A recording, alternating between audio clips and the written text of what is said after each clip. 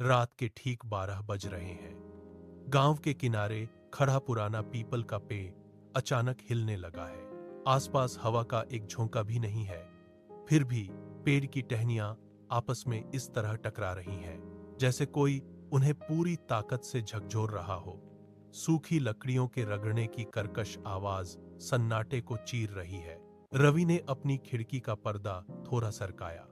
बाहर का सन्नाटा इतना गहरा है कि उसे अपनी ही सांसें साफ सुनाई दे रही हैं। तभी उसके कानों में दादी की चेतावनी गूंज उठी, उस पेड़ के पास रात में मत जाना, वहां कोई रहता है। रवि ने हमेशा इसे बुढ़ापे का वहम माना था, पर आज रात उस पेड़ की हरकतों को देखकर उसके हाथ कांपने लगे हैं। उसने खिड़की के पास से अपना हाथ पीछे खींच लिया। कमरे की दीवारें उसे तंग करने लगी हैं। वह अपनी जगह पर खड़ा है, लेकिन बाहर की वो अजीब हलचल रुकने का नाम नहीं ले रही। हर बार जब टहनियां टकराती हैं, तो रवि के दिल की धड़कन तेज हो जाती है।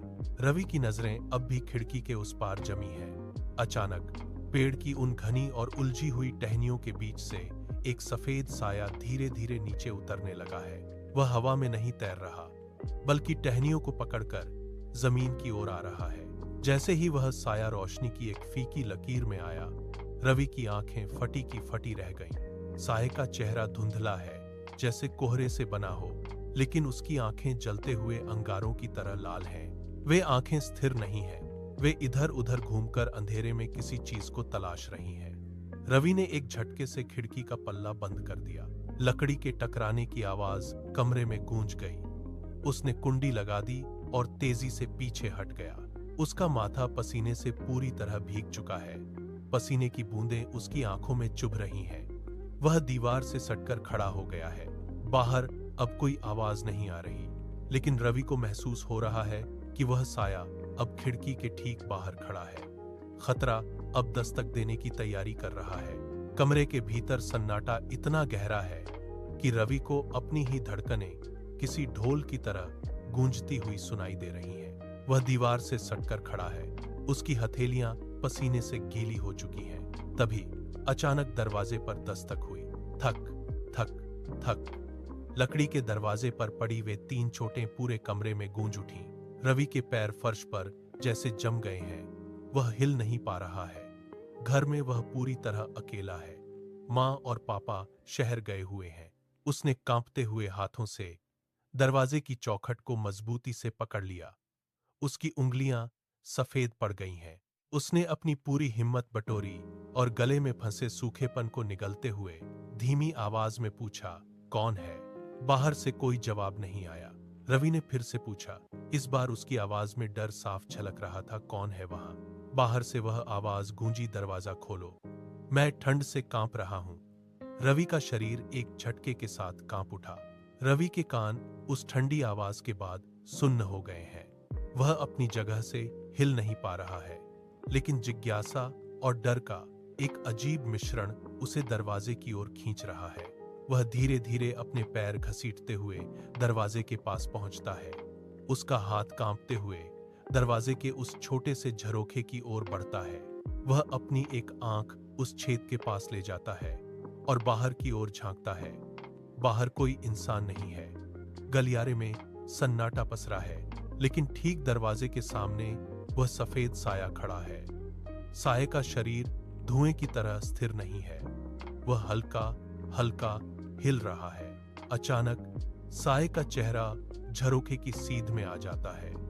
रवि की सांसें थम जाती हैं। साये की वे जलती हुई लाल आंखें अब सीधे उस छेद से रवि की आंखों में झांक रही हैं। वे आंखें किसी जीवित प्राणी की नहीं हैं। उनमें न कोई पुतली है, न कोई भाव, बस एक गहरा और अंतहीन अंधकार है।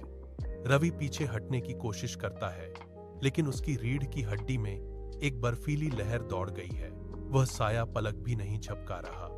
वह बस उसे घूर रहा है, जैसे रवि की रूह को अपनी उन लाल आंखों में कैद कर लेना चाहता हो।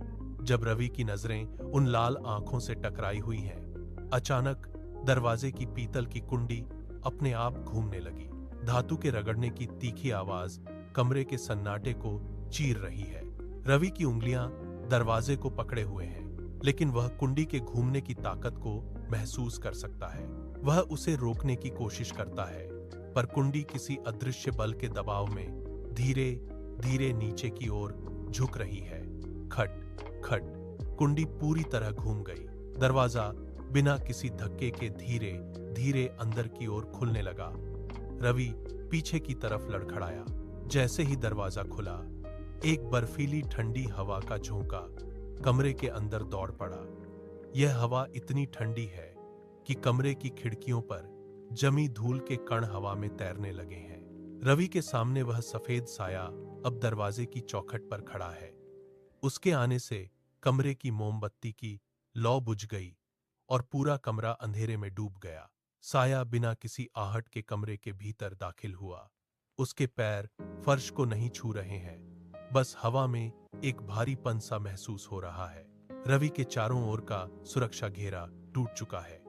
कमरे का तापमान इतना गिर गया है कि रवि के होंठ नीले पड़ रहे हैं और उसकी हर सांस हवा में भाप बनकर उड़ रही है।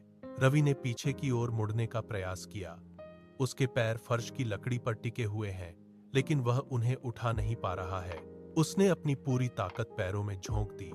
मांसपेशियों में खिंचाव महसूस हुआ, पर एड़ियां फर्श से जैसे चिपक गई हैं। वह फिर से जोर लगाता है। उसका शरीर कांप रहा है, लेकिन वह 1 इंच भी पीछे नहीं हट पा रहा है। साया अब उसके सामने है। वह बिना किसी आहट के, बिना फर्श पर कोई दबाव डाले रवि की ओर बढ़ रहा है। साय की गति धीमी है, जैसे वह रवि की लाचारी का आनंद ले रहा हो। रवि के हाथ हवा में बेबस होकर लहरा रहे हैं। वह दीवार की ओर लपकने की कोशिश करता है, पर उसका शरीर पत्थर की तरह स्थिर है। साया अब उसके बिल्कुल करीब पहुंच चुका है। कमरे की बची खुची रोशनी भी साये के चारों ओर सिमट गई है। रवि अपनी गर्दन को पीछे खींचने की कोशिश करता है। साये का धुंधला आकार रवि के शरीर के इतने पास है कि रवि को अपने और साये के बीच की दूरी का एहसास खत्म होता दिख रहा है। वह फंसा हुआ है। साया अब रवि के चेहरे से सिर्फ कुछ इंच दूर रुका है। अचानक एक तेज बर्फीली हवा साये के मुंह से निकली और सीधे रवि की त्वचा से टकराई। रवि की पलकें उस ठंड से अपने आप सिकुड़ गईं। साये ने अपना धुंधला सिर थोड़ा और झुकाया। उसके अदृश्य होंठ रवि के कान के पास आ गए। कमरे में सन्नाटा इतना गहरा था कि साये की फुसफुसाहट साफ सुनाई दी। एक खुरदुरी बर्फ जैसी आवाज गूंजी, तुमने मुझे देखा क्यों? शब्द हवा में लटके रहे। रवि के मुंह से चीख निकलने वाली थी। उसने अपने जबड़े खोले। गले की नसें तन गईं, लेकिन आवाज बाहर नहीं आई। उसकी चीख उसके गले के भीतर ही दब कर रह गई, जैसे किसी अदृश्य हाथ ने उसका गला भीतर से दबा दिया हो। रवि की सांस थम गई। उसका शरीर कांपना बंद हो गया। बस वही सवाल हवा में गूंजता रहा। साया वहीं खड़ा रहा, अपने शिकार के मौन होने का इंतजार करते हुए। साया रवि के कान के और करीब झुक गया। उसकी ठंडी फुसफुसाहट अब रवि के मस्तिष्क के भीतर गूंज रही है। अब तुम भी मेरे साथ चलोगे। रवि की आंखों के सामने का दृश्य धुंधला होने लगा। कमरे की दीवारें, मेज और खिड़की का फ्रेम धीरे धीरे अपनी स्पष्टता खो रहे हैं।